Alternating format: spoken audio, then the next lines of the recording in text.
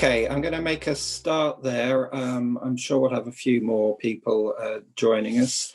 Good afternoon, everybody, and I'm delighted to welcome you to another ASME Bite-Size. The talk today is on the impact of teaching styles and assessments in medical school. I've got a couple of housekeeping things just to say at the beginning here. We'll be going on for about 45 for the entire talk and questions. If you do have a question, can you please use the chat function on your screens, and can you include the participants as well as the panel in that, so that other participants can see what questions that you're raising. If we run out of time for questions, we will try and get back to you with the answers to those. This is all being recorded and it will be available to view later on. So that's that. As I said, we're talking today about the impact of teaching styles and assessments in medical schools. This is a follow-up talk from one that we did in July. And I'm delighted to welcome back the ASME Bite-Size Dream Team today for this afternoon, and that is Dr. Oliver Devine, who is a final year MBBS PhD student at UCL, Professor Chris McManus, who is Professor of Psychology and Medical Education at UCL, and Professor John Cookson, who is a Developmental Dean at the Three Counties Medical School and previously the undergraduate dean at Hull, York. Now, like all good programs, there is a quick, the previous episode we covered this, and then we'll move on to today's material. So I'm going to hand over now to Chris to take us through the opening of this talk. Thank you. Okay, thank you very much. I have the most difficult part now, which is to share the screen. Let's see if I can do it. With luck, you're all now seeing my screen. Okay, so very quickly, this is a follow-up from last time. This is what you saw previously. That was the title slide for last time about how do medical schools differ, does it matter? And what we want to do here is to have a very brief recapitulation of the two large studies that we recently published, ATOMS and MedDiffs. Oliver will be talking about ATOMS and I'll be talking about MedDiffs. And then we want to look at what some of the data say about this question which Derek raised. What difference does PBL at undergraduate level make to doctors in postgraduate exams and career progression? That'll be the main thrust of what we're talking about. John's then going to have a set of questions, comments, and then there'll be a general discussion. Okay, let's get going. These are the two papers that came out in Biomed Central Medicine earlier in the year. One we called ATOMS, the other MedDiffs. They're both enormous, not least in the number of authors, as you can see, and that puts them into a different category altogether. We can talk a bit more about that in a moment. What they're about is actually summarized in the first opening lines of each. So the opening lines of ATOMS is medical schools teach, that much is obvious, what subjects they teach, what ways they teach subjects, and how much they teach in these subjects in different ways, very unclear. The second one really starts, medical schools differ, whether those differences matter is a separate issue. So they were the big themes we were trying to get at in these two papers. The key thing that made them possible was the huge number of participants, of collaborators, co-researchers, authors, as you see here. And they were all part of what an organization that Oliver set up called the Medical Student Investigators Collaborative. And without that, we would not have been able to do the studies. So thanks to them. At that point, I think I'm going to pass the voice across to Oliver, but I'm going to carry on controlling the PowerPoint, given how unreliable it was before. Yeah, we'll see how that goes. Right, so, okay, thanks, Chris. So I guess the first thing to say is that how did we get onto this topic? So Chris published a paper in 2008 on the variation in postgraduate performance on various postgraduate exams, including MRCP. And the first time pass rate in MRCP ranges from somewhere like 70 to 80% at the top end to 30 to 40% at the bottom end, depending on which medical school you graduated from. And so there are various factors that go into that, but the difference still exists even when you standardize for your entry criteria, so your GCSEs and A levels. So once you standardize for that sort of entry tariff of the student, there is still this very significant variance. And we started out by looking at assessment, and that was a paper we published in BMC Med Ed in 2015. And then we kind of identified that there are two more structures to this triad, one being teaching, probably, and the other being the sort of learning culture within the school. And it would be very hard to measure learning culture. It's not something that is easily quantifiable, the sort of ethos of an institution, how students work, and what motivates them. So we decided to focus on teaching because there was at least something tangible and measurable there. In this case, we decided to pull out the timetables from individual medical schools. So we wanted to know what was taught, how it is taught. So for example, is it taught via lectures or PBL? And we want to know how much of it is taught. So we came up with a sort of standardized format coding system. Freedom of Information requested all the timetables for every year of every medical school in the country. And we used our fantastic team with MCCO, which Chris just alluded to code all these data. We identified 28 medical schools with A100 courses. We submitted the FOI requests for those timetables for the 2014-2015 academic year. We managed to get 25 of those 28 schools to give us data. And we had about 3 to 10 students per school who would then code their own timetables that they themselves are the most familiar and expert on. In total, this is the sort of headline figure, is that we coded in a standardized format 47,258 teaching events. And we defined a teaching event as a smallest indivisible raw unit of teaching. So this would be, your sort of 1 hour lecture, your 1 hour ward round, your sort of 3 hour PBL session if you're at PBL school. And each event was classified as whether it was a lecture, seminar, PBL, ward round. And we also tried to get a flavor of whether the teaching was supervised or not. So lots of students, if there are any students in the audience, will be aware that quite often you'll be timetabled to just toddle off to a ward and do something, but there'll be no one specifically supervising you and telling you what to do. So we wanted to get a feel for that as well, and that's important. We'll come back to that in a moment. And then, of course, we classified them according to their content, what is the topic of the teaching, anatomy, physiology, and of course the volume. We can move. Next slide, please, Chris. And so when we total all that up and we add up all the volume, this sort of total number of hours at each medical school in each year, we come up with a graph that looks something like this, with Liverpool up at the top with, close to 5,500 hours of teaching, and Brighton and Sussex at the bottom with sort of 3,500 hours. And it's important to mention that the Medical Act 1983 says that there is a sort of minimum amount of teaching that a medical school should deliver, which is the 5,500 hours mark. And you can see that just on the basis of total taught timetable sessions, the majority of schools fall below that 5,500 hours, but this is topped up by sort of self-regulated learning, which we would define as time that a student is working outside of their timetable teaching. We can carry on, Chris.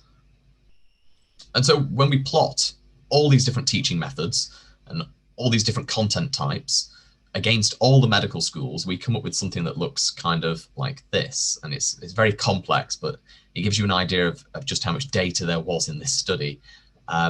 In blue, you're seeing where there is a relative lack of a particular type of teaching. And in red, you're seeing where there's rather a lot. So, your sort of classic example might be that at King's College, if you look at lectures, you see that there are 1,000 hours of lectures at King's.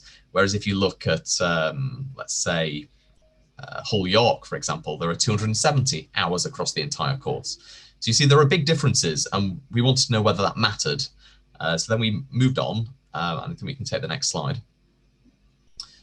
And we created a factor analysis.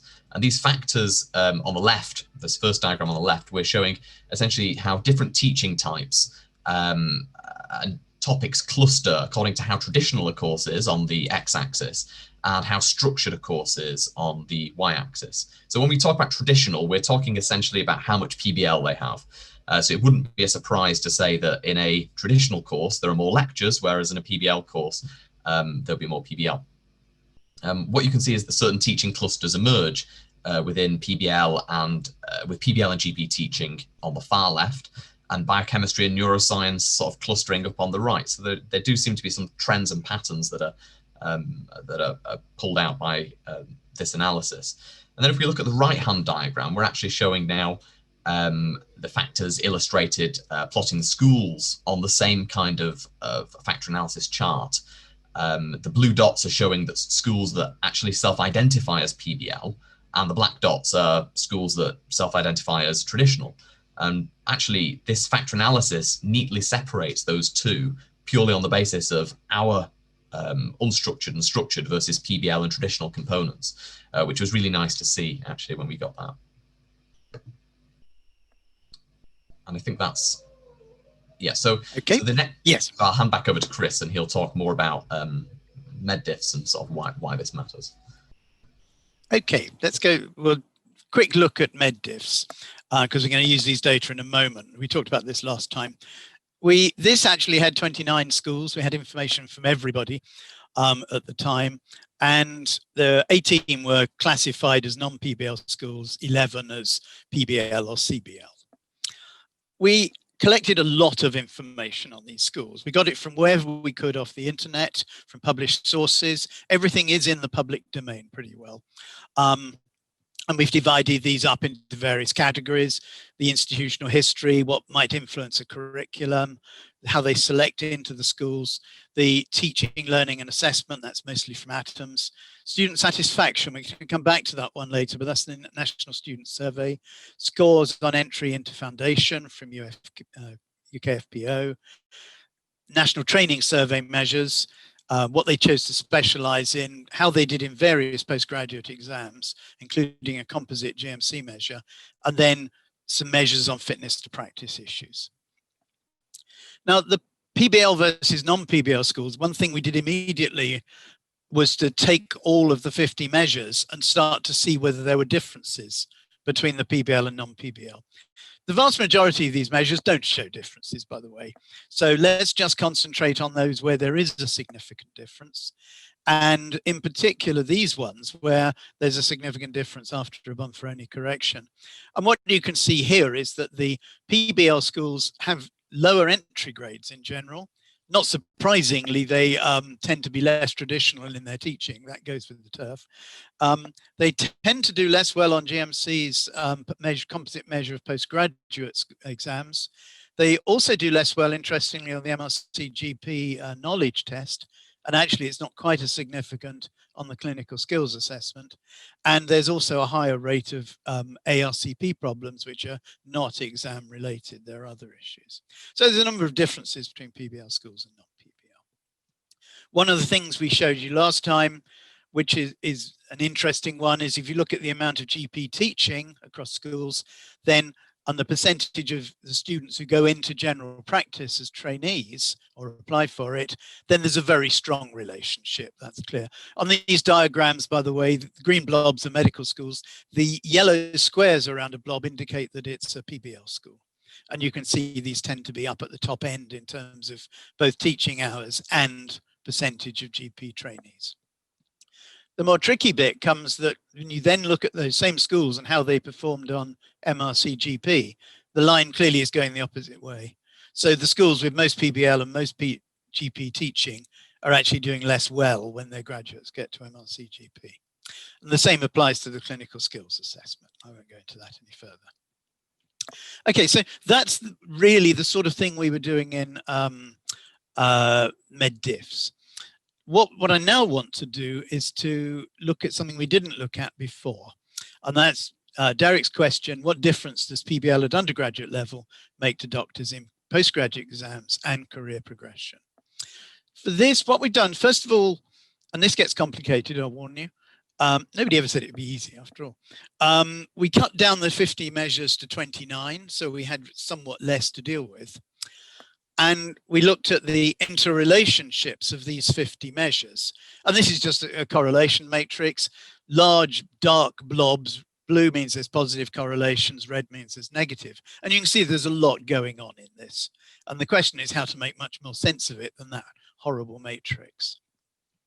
what we did was we pulled out those 29 items and we put them into what we would like to think is a causal ordering.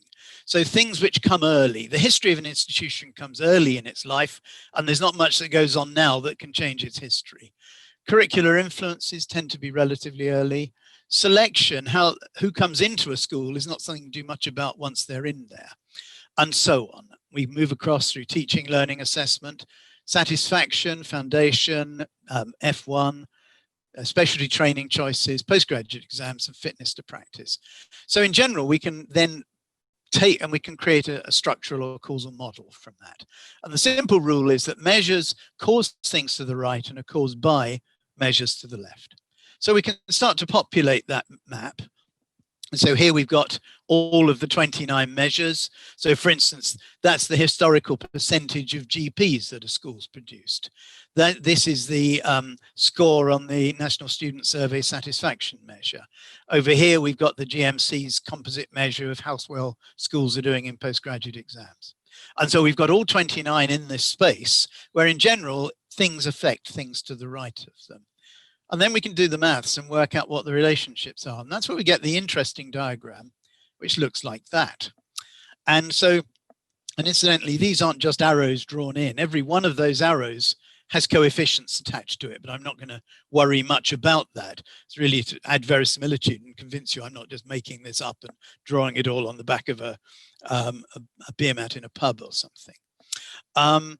So that's the causal map. Let's just remind ourselves, black means there's a positive relationship. Something at one point probably is causing something later in a positive way.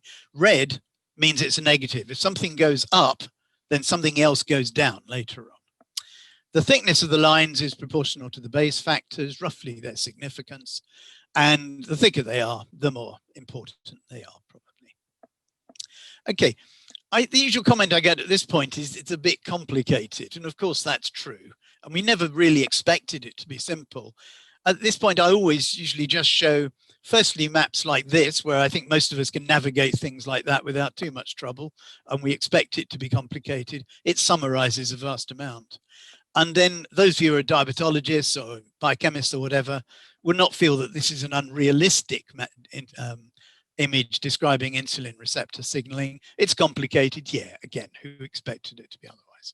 So I'm not too worried that this is complicated. The question is it summarizing interesting things? So what we're going to do now is to try and take that and ask about PBL and its effects on, amongst other things, on postgraduate exams. And we want to know what influences performance at postgraduate exams. And they really are fundamental to the career progression that Derek meant in his question. So let's start out with the diagram again. I've grayed it out a bit. And now let's try and look at the thing we're really interested in, which is postgraduate exams. So this is the measure we want to know about. What affects that? And if we start to look at the diagram, we'll see that there's actually 4 direct influences on performance in postgraduate exams. One of them is the foundation program's SJT measure. Now, at this point, I have to caution that and remind you, although that's the SJT, what we'd really like is the deciles on the EPM. But of course, by definition, you can't look at those because deciles are deciles within a medical school. And therefore, they will be the same across all medical schools. However, we know that at the individual level, students who do well on the EPM also do really rather well on the SJT. There's a strong correlation. So this is probably picking up deciles. That's our position on it at the moment. So that's the first one that matters. Second one is actually the National Student Survey feedback score. The higher your school is in on feedback, the less well its graduates do at postgraduate exams. Remember, by the way, we are doing this at the level of the medical school and not of individual graduates in general. There's 2 others. The amount of self-regulated learning, which Oliver's already mentioned. Interestingly, the more self-regulated learning you do in your school, then the higher the rate of postgraduate exam passing later on. And then the 4th one comes way across here. Schools which historically are very large, their graduates tend to do less well in GMC exams. And you can see that, by the way, is all of these are taking into account everything else in the diagram. So this is not just popping up from anywhere. It's after taking into account everything in between. It's not secondary to one of the others. Okay, so they're the four main things that are affecting postgraduate exams. But you can then say, okay, well, what about the SJT measure there? What affects it? And so we can do the process over again. And if we look at the SJT measure, the biggest predictor of that is entry grades to medical school, mostly A levels that we're dealing with in this case. So that's affected by that. There's also, and that itself, entry grades, is affected by history of being a GP, producing GPs. The more GPs you produce in a school, the lower the average entry grades. We can look at feedback, NSS feedback, in the same way. And when we do that, again, things influence that. PBL schools are higher on NSS feedback, but notice PBL schools have higher NSS feedback, but higher NSS feedback is associated with lower performance in GMC exams. So in the end, PBL schools are related to doing less well on that GMC composite measure of postgraduate exams. Other things affect feedback. Schools with a lot of women historically, interestingly, have lower feedback scores, which may be telling us something important. Higher satisfaction, unsurprisingly, relates to higher feedback, but the two are separable. The smaller the higher the number of entrants in a school, the lower the satisfaction. Big schools are unhappier schools in general. And that also relates to being a post-2000 school. Post-2000 schools tend to be smaller, and therefore they have higher satisfaction. You can see the way some of these things ripple through. And size also goes on to that. Self-regulated learning isn't really influenced by anything much else. And so what we've got is a set of 9 different things, all of which are affecting how well people do in postgraduate exams. And I think that fits with the complexity we might have expected to be there. If there was one simple thing, we would have known about it, but we need these sort of stats to pull that apart. They all seem plausible. One of those things is the academic backbone, as we call it. In other words, if you come in with higher, school takes in students with higher entry grades, they do better in the UKFBO exams, measure tests, and those people then go on and do better in exams. If you do well in exams at one time, you're going to do better at another. We talked about this a long while ago, about 2013, in a paper on the academic backbone, and we looked at 5 longitudinal cohort studies. This is just one of them, actually. It was the Westminster study we published in 2003. And what you can see here, we don't go into the details, all the measures, if you put them into some sort of causal order, then everything is predicting everything, the next step. So how you do it well at one step relates to how well you do it in another. And we thought this was a bit like a backbone because all the things support each other. And in fact, if you take that diagram and you turn it on its side, then to us, at least, it seemed to have sort of some sense of being like the human backbone. And what happens up the top end depends heavily on what's happening down the bottom end. So everything supports everything else. So that was where the term came from. And I think I'm going to skip over this one, but one can begin to ask about what's being learned in medical school, what are you acquiring in secondary schools, A levels, but BMS school courses and so on. How's the teaching affecting that? And how does that get measured by the various assessments? And once you start, and this is in the 2013 paper, if you start to think about that, what happens is that everything is predicting all the things that follow on because they all build on the things which came earlier. So that's the academic backbone, and I think it makes a lot of intuitive sense. The other one I do want to look at here, though, is this one, this feedback, because this is a bit mysterious. What's going on in the National Student Survey feedback measures? Why are students doing less well in the postgraduate exams if they have if they come from schools with high feedback measures? And what are these feedback measures related to? And I thought here, I'm not going to go into unpack this in enormous detail, but I wanted to show you some of the raw data because I think as ever, one needs to get back to the medical schools. So each of these dots is a medical school. The green ones are non-Oxbridge, and the two blue are Oxford and Cambridge, which are up really way out of the rest of the line. The ones with yellow squares around them are the PBL schools. Oxford and Cambridge are outliers here. I think it's for obvious reasons. They have incredibly high feedback scores, but then they have one-to-one and lots of very small group tutorials. It's hardly surprising, perhaps, that they're like that. They also have some of the highest A-level grades in the country, so it's not surprising they're perhaps going to do well on postgraduate exams. Let's ignore them. They really are outliers. And if we look at the rest of the schools, though, then it's clear that that green line is going down. In other words, the higher your feedback ratings, the less well that school does in postgraduate exams. We can break that down by looking at the PBL and non-PBL schools, which are now in the orange and the red. And you can see for any level of feedback, however good it is, if the feedback's from a non-PBL school, the graduates will be doing better than if it's from a PBL school. Now, where this is all coming from, I am not at all sure at the moment, but I am sure these are pretty strong effects and that we probably need to understand them rather better. So these are typical of the things which are not exam related, but which are explaining some of the things affecting postgraduate exam performance. Okay, quick summary. Schools differ in their teaching. Traditional versus PBL is the main distinction. There's lots of other details as well. Schools differ in their postgraduate outcomes. They differ in their specialty choice. Some schools teach more GP. They send more people into general practice, but that GP teaching, greater GP teaching does tend to be associated with poorer outcomes on MRC GP. The academic outcomes, the postgraduate exams, the backbone seems to run right the way through. PBL schools do have lower entry grades, and there are many reasons behind that probably. They tend to have poorer postgraduate exam performance, partly related to the lower entry grades, but they also have higher satisfaction scores, but surprisingly, high satisfaction relates to poorer exam performance, and that's something that really needs unpacking. Okay, I'm going to finish there. That was a very quick romp through. My apologies.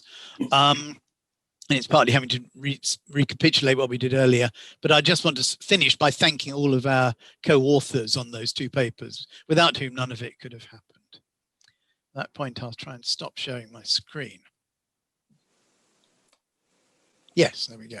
Over to you, Dave. Thank you very much, Oliver and Chris, for that, and actually taking us through what was a complicated diagram, but simplifying it. John, coming over to you now. John, you'll need to unmute. As the developmental dean of the Three Counties Medical School BID, what is your take on how a completely new school should develop in the light of that information? Well, thanks. It's all very interesting. And I think several sacred cows that we've nurtured over the years have been slaughtered. If you were a dean and you wanted your school to do well, what measure would you use? And you might look at the postgraduate exams. You might say, well, the postgraduate exams don't really reflect what we're doing. But the postgraduate exams will probably be reflected in the MLA exam. That's the national exam that's coming along in the UK. People are going to spend a lot of time looking at that MLA result. And we would anticipate from what we've heard about the academic backbone, the students who do well at entry will do well throughout the course and will do well in the MLA. So if we get to a league table, and I'm not saying we shouldn't get to a league table, if you wanted your school to do well on that MLA, you would select on academic grounds. Now, we spend quite a lot of time in recent years in medical schools thinking that maybe academic achievement wasn't everything, and there were other softer skills that were more important. And if that's the case, we might say, well, these postgraduate exams run by colleges, well, they're not testing the right thing, and that's why our students aren't doing so well. Well, that might be true, but you might have a problem explaining that to your the students coming into your school. You will say, well, you're not going to do so well in your postgraduate exams, but you'll be very good doctors in other ways. That rather falls over because the measures that we have, and maybe they're not entirely adequate, the ARCP and the referral to the GMC, which we think might measure those softer skills, seem to correlate with the academic backbone. So maybe there aren't these two things coming along, academic and person skills, and we should select on a mixture. There may be just one. They may relate to each other. And if there is, I suspect, although I'd be interested to hear Chris's take on it, I suspect that's something to do with conscientiousness, something to do with the way people behaved in general. And those who are more conscientious of their academic tasks are also more conscientious in their other softer skills as well. So I think there's a problem coming along for medical schools, because you can see that if your school is not doing well in the postgraduate exams or the MLA, in the league tables, you can't change. And that's because you won't get people applying if they know this data. The good students will apply elsewhere. So schools that are good will remain good, and schools that are not so good will remain not so good. Does that matter? Well, I don't know. But it's going to be difficult for any school to change its position in a league table, given this data as I see it. So that's my take on it from a postgraduate dean's, from an undergraduate dean's point of view. So back to Derek. Yes, thank you, John. And I'm just mindful that you and I have had some recent correspondence with an undergraduate dean who has reviewed the data from Chris and Oliver, the papers rather, and came out with a suggestion that in fact what needs changing is the postgraduate exams. Is there any comment from any of the panel on that?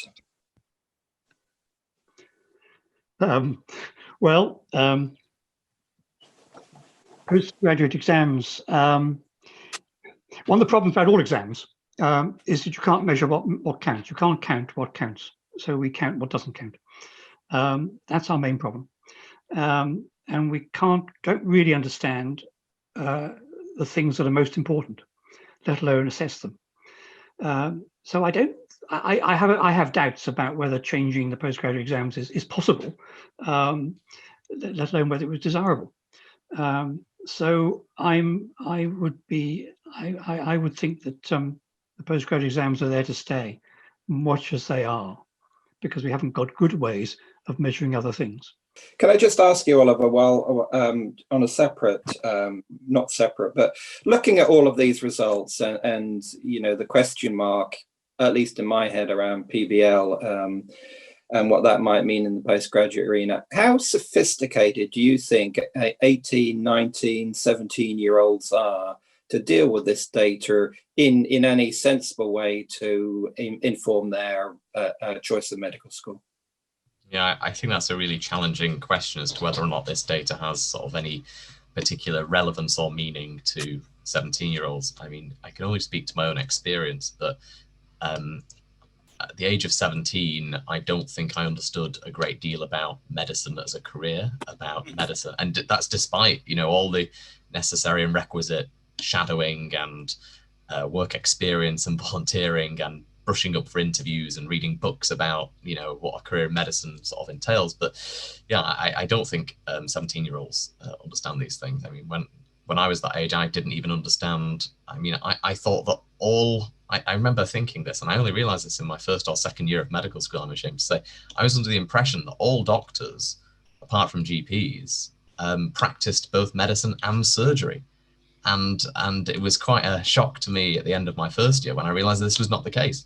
So, you know, it's, you know, fine, I should have maybe known better, but to expect then students to know whether PBL is better than lectures, whether lectures are better than PBL, I think it's a big push. So I think most students pick on the basis of where they feel as though they fit in the most, and campus they like the most, the city they like the most? I don't think we should underestimate the difficulty of applicants to medical school. They have to choose 4 medical schools out of 40 something, perhaps 70 plus courses by the time you've broken them down. They have very little idea how they're going to do that. And they very often just take a spread across. So that, you know, they may take a punt on Oxford and Cambridge. They may, and then blah, blah, and then take some of the other ones low down. If they're only going to get into one, an offer from one typically, some get more than that. And in general, they're going to have to make do with where they go. And if it happens to be PBL or non-PBL, well, they're in medical school. That's they tend to be the attitude. So we don't know much about that. That's where the UK Max big study at the moment that's going on from UCL that Kath Wool's running is trying to get at those issues. So John, you know, you are developing this new medical school, PBL or not PBL? Well, it is PBL, for better or worse. When I started off in Leicester, that was traditional lecture-based. And when I moved to Hull York, I had to learn PBL. And I went around various schools trying to find out what it was. And set it up in Hull York. And I must confess, I became a total convert. I can never go back to wall-to-wall lecture. The literature, of course, is vast. You can read enormous numbers of papers on whether PBL works. The answer is that it does work, at least as well as other courses. In some ways, it's a bit better. In other ways, it's not so good. To my mind, it's much more fun. And I think education has to be fun. So I think that's why I've gone for PBL. But I do think there are many varieties of PBL, and different schools do it differently. Is that a factor? Different bits of PBL, the various stages and so on and so forth, which of them are important? Are they all important, or are some of them important? It's a very interesting question. Personally, I think that the phase, or the part of the process which by identification of prior learning, in other words, the understanding of what you need to know, is a key step. To learn, you have to know what you don't know. Sounds obvious to say it, but it's a key step. I think PBL does that well, and I don't think other systems do it well. Whether that actually translates into better doctors, of course, is rather a difficult question. Yeah, very, very interesting. And that's the key question, isn't it? Do we have any really good outcome measures apart from postgraduate exams and ARCP problems? Where, you know, we have nothing where we can tell what these doctors are like as functioning doctors on wards, in clinics, etc. That those measures don't exist in large numbers. And that's what we really need here. And then it may well be that PBL comes out with flying colors. And like you, John, I'm a fan of it, surprisingly. It always struck me as interesting and fun. But then one does have to ask, does it work? Which is really what this was about. Having done both myself, and obviously started out during Kiel, where the first 2 years are almost entirely PBL based, very, well, not very little lecture content, maybe sort of 3 or 4 hours a week, which I guess compared to some schools is very little. And then I intercalated in Birmingham, which was sort of, you know, whole days, whole weeks of lectures on the intercalated course. I would say that I definitely did prefer PBL as a method. And it is more fun, that is correct.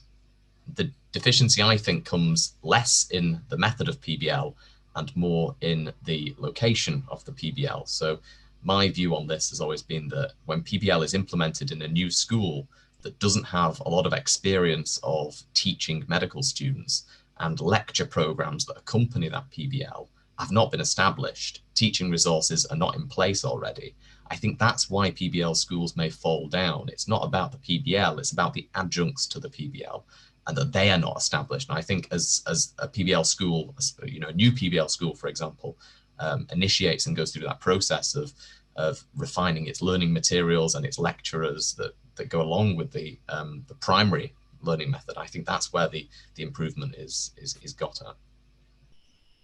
Okay, I've just got one. Say there that, oh, come. I've got one final question before we wrap this up. This from Hilary Neve.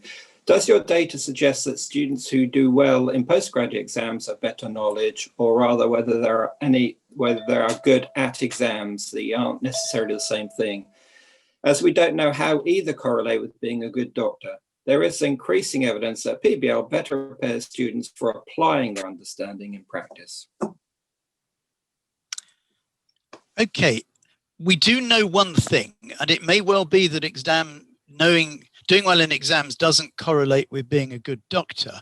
We do know that doing poorly in postgraduate exams does correlate really rather highly with having more and more problems with fitness to practice with the GMC.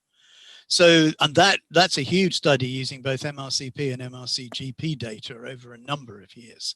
Every increment in performance in the exam results in a lower probability of having fitness to practice issues. So I think we've got that, and I think that's a very key outcome measure there. And so it correlates with being a bad doctor, put it that way. The details of what we know, this comes back to the whole issue. We've got single results, the total performance on MRCP or MRCS or any of these exams. We don't know the detailed items they're answering. We don't know the details of what they've done in the clinical exams and so on. And it may well be that PBL will start to show its colors there. I'd like to think it will. I want to emphasize I'm not opposed to PBL. I'm interested in any method of teaching that supports students and gets them thinking. And it's fun, going back to John's comment. But we need the evidence on that front. And basically the evidence isn't there because the data aren't there to a large extent. Okay, I think we're going to have to wrap that up with regard to the time today. I'd like to thank the panelists, Oliver, Chris and John once again.